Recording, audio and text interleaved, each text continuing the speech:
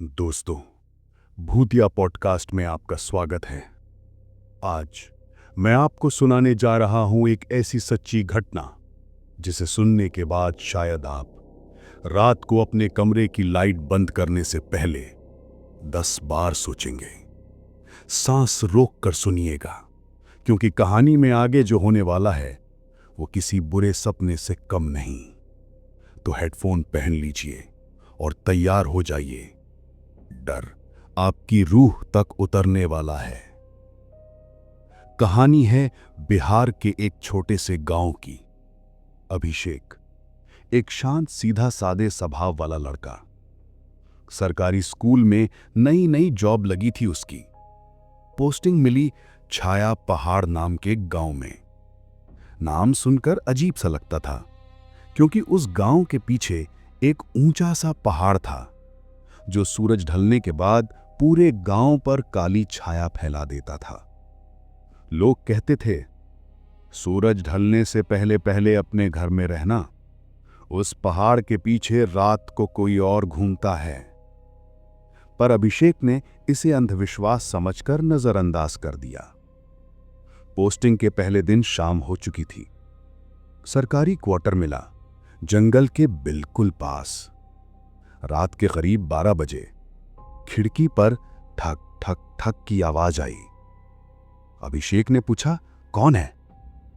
कोई जवाब नहीं, पर पर्दे के बाहर किसी की परछाई साफ दिख रही थी, किसी लंबी और टेढ़ी मेढ़ी आकृति की। अभिषेक ने हिम्मत करके दरवाजा खोला, पर बाहर कोई नहीं था। बस ठंडी हवा और अंधेरे में पहाड़ से आती एक अजीब सी कराहती आवाज, आओ आओ उधर आओ। उसने तुरंत दरवाजा बंद कर लिया। अगले दिन स्कूल में गांव के बुजुर्ग से बात की। बुजुर्ग का चेहरा डर से सफेद पड़ गया। उसे बताया गया, उस पहाड़ पर कोई देवता रुस्तम नहीं, वहां बसा है एक श्रापित सा साया जिसने पूरे परिवारों को निगल लिया। जो भी शाम के बाद वहां गया वापस नहीं आया। अभिषेक घबरा तो गया, लेकिन उसने मन ही मन सोचा, यह सब अंधविश्वास है। पर डर की एक छोटी सी चिंगारी उसके दिल में जल चुकी थी।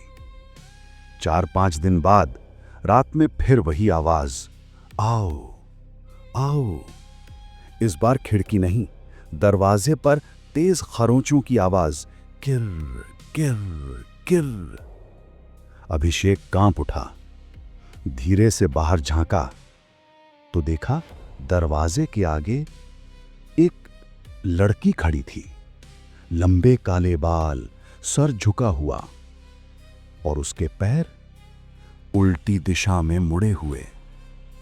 वो धीरे धीरे गर्दन मोड़कर उसकी तरफ देखती है और उसकी आंखों से काला खून टपक रहा था।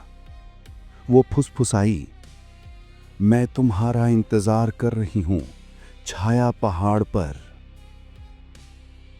और उसने एक झटके में अभिषेक को हवा में उठा दिया। अभिषेक घुट रहा था, उसकी आंखें उलटने लगीं। लग रहा था अब वो मरा। लेकिन तभी उसके जेब से हनुमान जी की छोटी सी तस्वीर गिर गई। लड़की की आंखें जलने लगीं। वो चीख उठी, नहीं। वो पीछे की ओर उछलकर दीवार से टकराई और दीवार चटक कर काली राख की तरह गिरने लगी। अभिषेक समझ गया, ये बुरी आत्मा शक्ति से डरती है। उसने कांपती आवाज में पढ़ना शुरू किया, श्री गुरु चरण सरोज रज निज मनु मुकुर सुधारी। कमरे में गूंजते हर शब्द के साथ आत्मा जोर जोर से चीखने लगी। धीरे धीरे वो धुआं बनकर ऊपर उठने लगी और फिर धड़ाम, वो उसी पुराने पहाड़ की दिशा में गायब हो गई। अभिषेक बच गया। इसके बाद उसने उस जगह को कभी नहीं छोड़ा, बल्कि रोज सुबह शाम हनुमान चालीसा पढ़ता है, क्योंकि छाया पहाड़ अब भी वहीं है और वो साया कभी भी वापस आ सकता है। अगर आपको यह कहानी डरावनी लगी तो लाइक जरूर करिएगा। और अगर आप यहां नए हैं तो भूतिया पॉडकास्ट को सब्सक्राइब कीजिए और बेल आइकन दबाइए ताकि अगली डरावनी रात आपसे मिस ना हो जाए। कमेंट में जरूर बताइए आप अगली कहानी किस थीम पर सुनना चाहते हैं। मिलते हैं अगली भूतिया रात में। तब तक लाइट्स ऑन रखिएगा। भूतिया पॉडकास्ट, डर जो रूह तक उतर जाए।